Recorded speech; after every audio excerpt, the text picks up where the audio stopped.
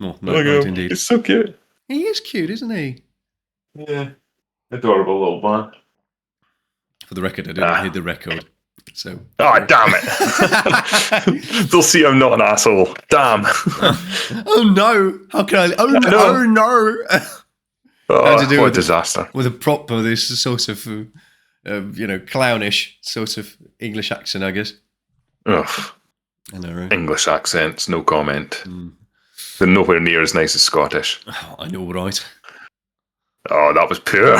You could do better than that. Come on. No, I can't. Okay, fair enough. The furthest I can do is the sort of Northern English. That's my best.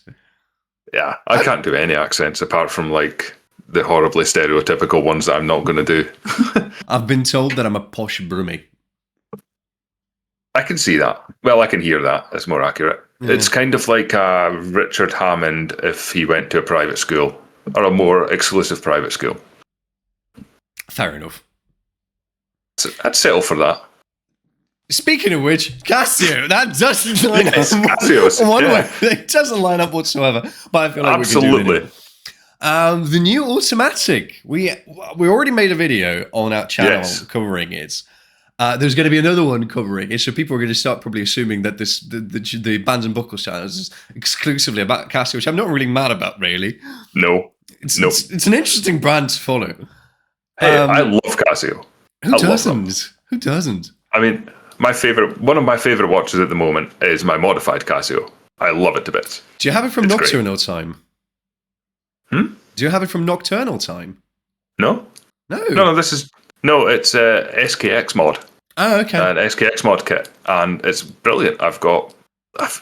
I took it on holiday with me to Turkey recently, and it was fantastic. Funny enough, we've been just covering the Casio and Seiko mods, and I've been talking about the Nocturnal Time, and I bloody love them. Like the thing they do what he does in order to modify his Casios are just brilliant.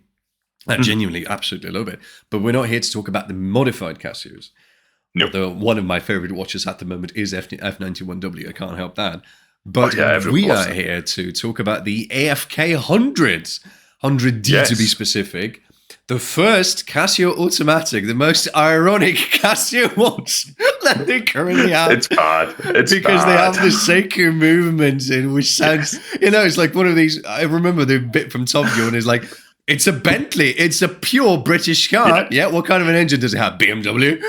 German. No, it's Rolls Royce. No, it wasn't Rolls Royce. It was Bentley. But regardless of that, it's one of those funny moments. But it's a weird one, isn't it? It really is a weird one. It's like having a Tesla with a V8. It's a bit weird, but you can kind of understand it in a strange way. Like a company that's known for their electronic devices, their calculators, their data banks, that sort of thing. TV remote control wristwatches coming out with something that is almost enthusiast approved. 40mm integrated sports watch, integrated strap sports watch. Display case back. Display case back. Sapphire sandwich, I believe it's sapphire on the back as well. I believe so, yeah.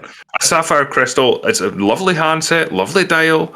You get forged carbon dials with date window. You know what's funny? Like when you look at that, because I've seen the watch with my own eyes, and it almost feels like they genuinely wanted to go full Seiko, because the dials, they are reminiscent of the Grand Seiko hand-painted one. Yeah. And and you look at it and you just go, is it hand-painted? No, it's not. Okay, but why does it look like, why does it look it? It's just a great bit of kit. It's just a really, really good watch for a really good price.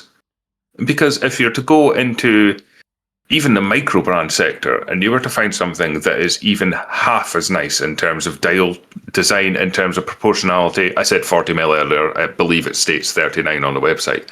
So around 40mm. But yes, it's a fantastic piece of kit. It's a brilliant watch. The specifications are fantastic. The case finishing's really nice. It's got several really nice finishes. It's got nice brushed parts. It's got glorious, it's fantastic.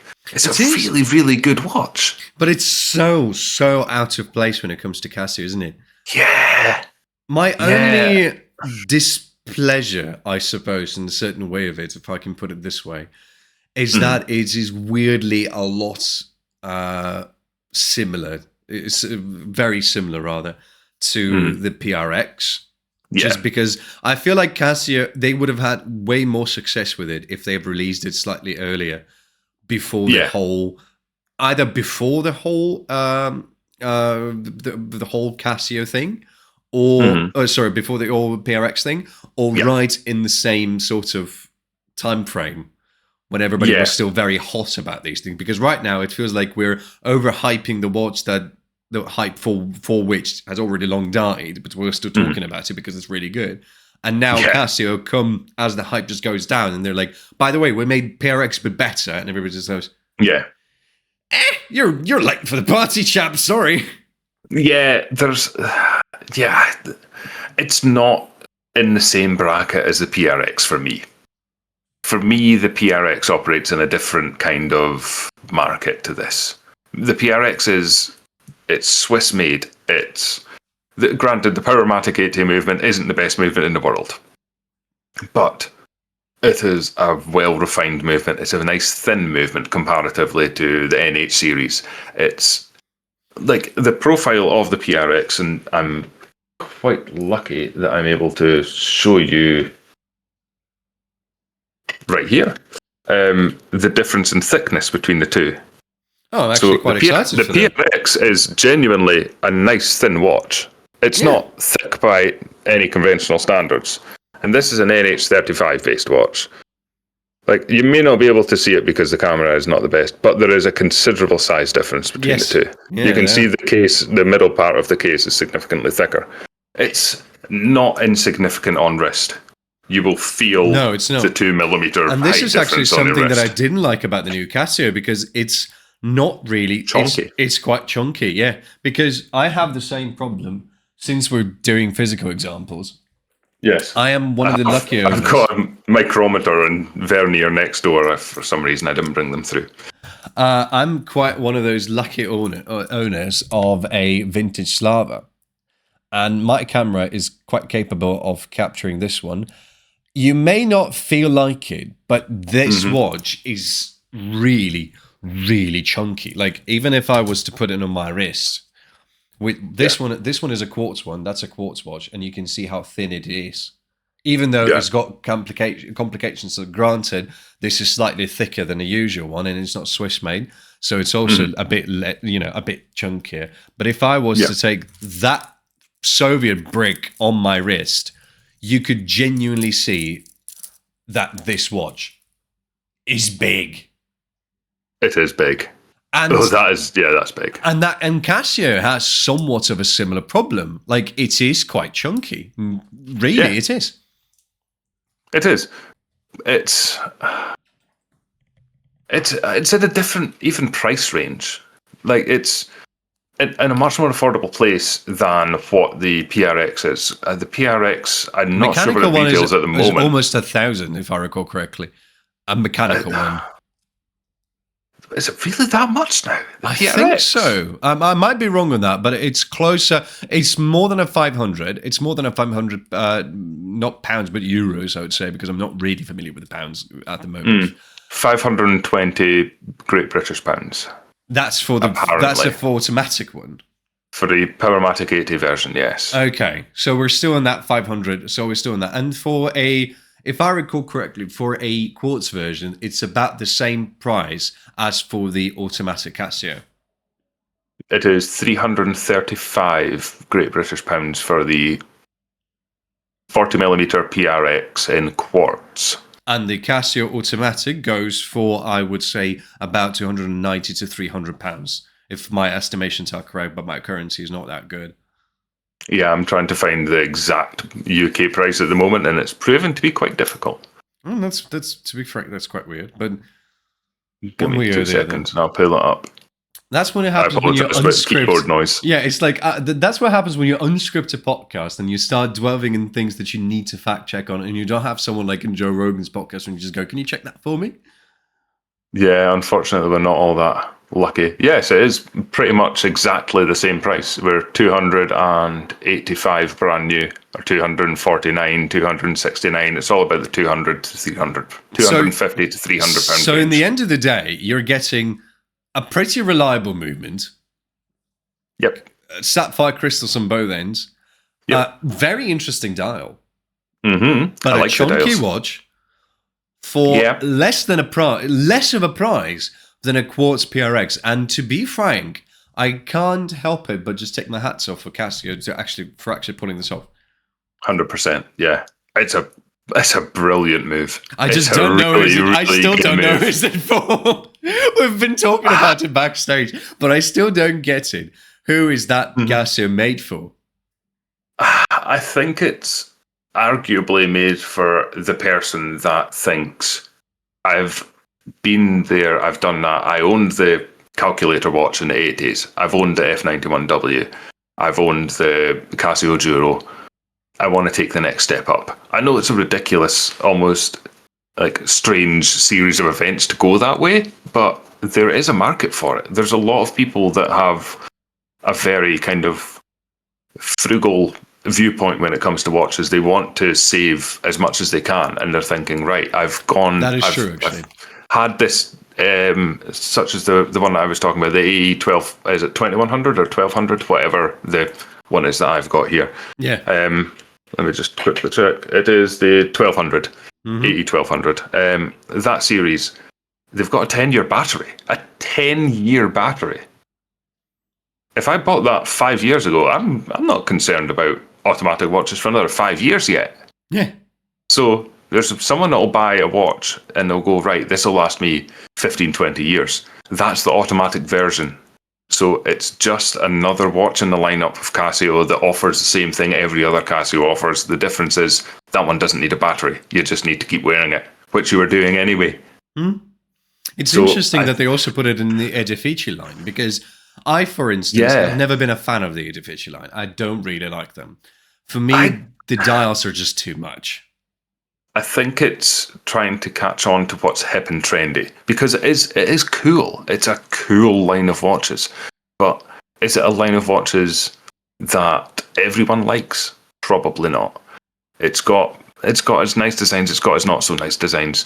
The whole forged carbon thing that they've got, I think it's really cool, but is it for me personally? No. In the same way that meteorite and diamond isn't for me personally either. But I appreciate that it is for some people. I'm more into classical designs. Yeah. And in the end of the day, then they pair it up in there. You go, okay, so it's for people who like Edifice, which is more than fair. And actually, in its substance, is more than fair. The only thing is that I guess I'm coming back to the same point, is that the timing of that thing is just... Yeah, it was poor. It's just not there. No. Considering that Seiko released the Seiko Pepsi collab very recently. The actual Pepsi collab. Which is rather the funny. Legitimate Pepsi collab, which is actually really cool. I quite like it. I unironically want one, but I'm not going to get one because I cannot justify a watch that doesn't have a sapphire crystal in 2025. Like, it's if it's not in India, I agree. Oh yeah, okay, I'll give you that one. But Rolex have been putting sapphire crystals on watches for decades now. A lot of other brands are in a similar boat. Why can't Seiko join them? It puts them on any... Oh, you mean it like that? Because you lost me for a second there, because I was like, indie watches, but Rolex. Sorry, I went off on a tangent. I apologise. It just really infuriates me that in this day and age, we still can't get a Seiko with a sapphire crystal for under £7 trillion, which is still... anyway. You just don't have enough money for a grand Seiko. That's the whole problem. Well, yes and no. Because I do want to buy a watch that has the reliability of Seiko, which I will explain in a second. I want to buy a watch that has the reliability of a Seiko movement with a sapphire crystal and a nice case, because I want a watch that I can beat the living daylights out of at work.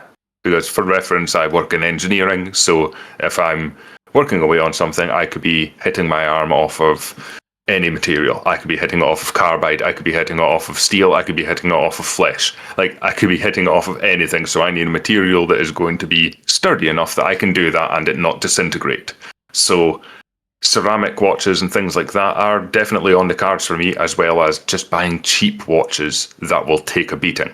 So Casio, for example, now they're offering something that's automatic that is also incredibly reliable. So I can understand the market they're going for, but I don't know if it really exists. There's one problem with that, though, because as you said, like you're going there, and I feel like this starts to go in the back of my head as that thought. You're talking about those specifications with actual. Mm-hmm. I'm not saying you need to be a watch expert in order to know these things, but you need to be an enthusiast to actually be able to get into those things and going, oh, the Seiko movements are reliable. Oh, the sapphire crystal is good. Or a good salesman. Which usually Casio doesn't particularly have, because people buy these things off of not Casio boutiques. That's not true. Of watches, not of watch shops where people just have Casios on display. At the very least, that's not the case with us here in Prague. Like usually you have Casios in small jewelry stores or in small stores when you get like department stores and things. Yeah, it's like police watch, diesel, Daniel Wellington, Casio, and you're like Daniel Wellington. Yeah. Like, or Gant watches, or Tommy's, and things like that. Yeah. And then you have the Casio just there in display. And if I was to go there, the person would definitely tell me, oh yeah, it's got a sapphire crystal, it's really reliable. I'm like, I'm being told that by a 60-year-old woman working in that jewelry store. No offense to 60-year-old women, but like none whatsoever. Let's be honest. There's little chance you will look at that person and go, "She's probably a legitimate watch expert." I will believe that. Probably not. That's fair. It's like it's like the same person would be like the same 60-year-old woman would be telling me that this Ferrari right here is extremely reliable, doesn't break, and it just drives like a beast. And I'm just looking at you walking with a cane, and I'm like, are you really trying to tell me that you drove this thing? Really? But then again, if they start talking about engine displacement and the fact that it's got like porting done and things, you may go, I mean, fair point. Prove me wrong. But it's like this type of thing. If you don't know these it's not particularly details, but the fundamentals about watch enthusiasm. Yes.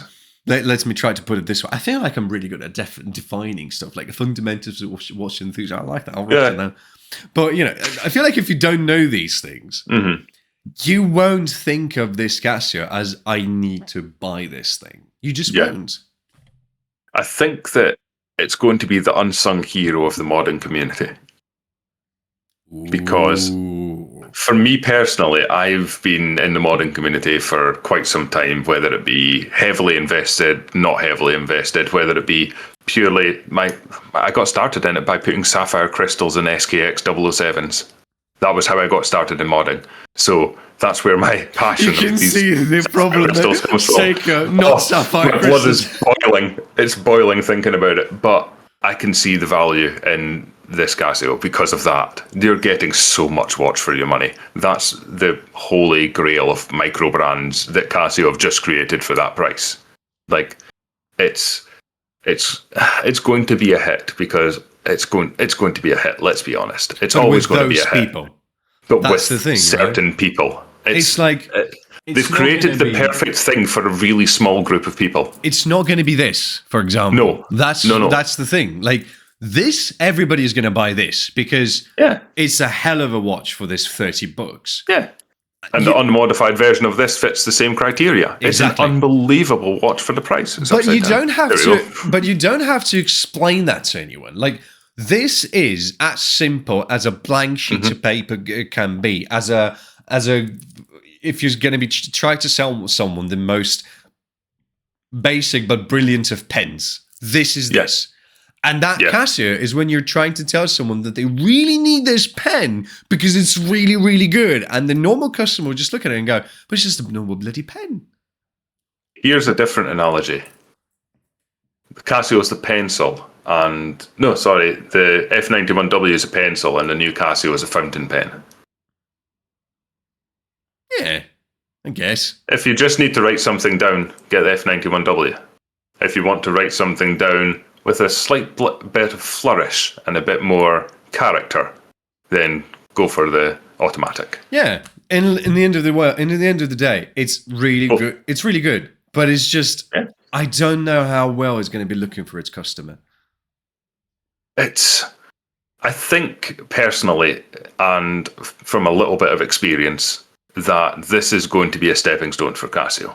This is the first iteration of something that, for example, what they've done with the PRX, they'll do a smaller version. They'll do more radical designs with the dials. They'll probably introduce collaborations, because we've seen 1 trillion Casio collaborations. We've seen the DW5600 collaboration with Super Mario. We've seen it with Timex doing collaboration with Pac-Man. We're seeing lots of interesting and quirky collaborations that have got really cool colours. Casio with Star Wars as well, the one they made for the Rebel Alliance. Citizen did Star Wars too as well, if I remember correctly. Yeah. We've got NASA have done collaborations with a few watch brands as well.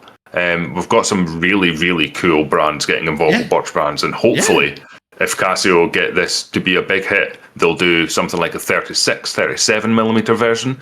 We've seen NH35 movements in 36mm cases in the watch modding community for years now. So hopefully that's something that we can get. That's That'll be the really brilliance, nice. Right? It's that the fact that we just really hope, all of us kind of just sitting there and going, please succeed.